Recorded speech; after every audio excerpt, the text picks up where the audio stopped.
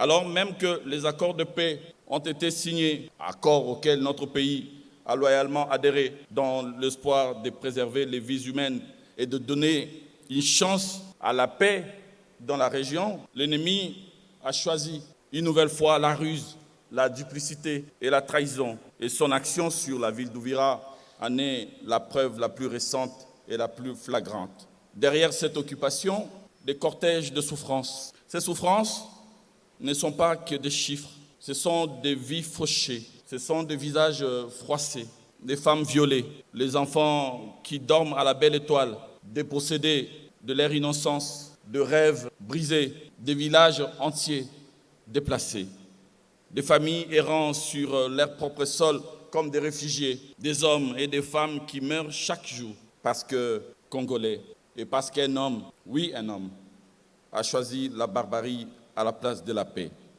Mais ce que l'ennemi ignore, c'est que le peuple congolais est un peuple vaillant, courageux, qui ne se laisse pas impressionner par de telles velléités bellicistes. Chaque nation a une âme.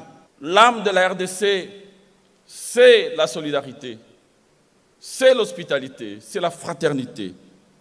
Et chaque peuple a un esprit. L'esprit du peuple congolais, c'est l'esprit de résistance et de quête permanente de justice. Nous avons résisté hier, nous résistons aujourd'hui, nous résisterons demain, encore et encore et encore, jusqu'à la victoire finale. Nous ne céderons aucun centimètre de notre territoire national à quiconque, ni maintenant, ni demain, ni jamais.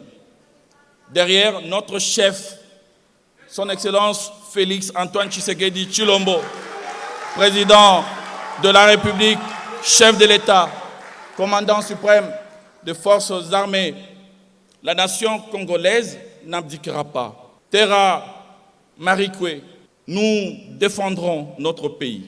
Nous défendrons aussi nos services publics. Nous défendrons notre patrie. Nous défendrons notre souveraineté jusqu'à ce que l'enfer gèle.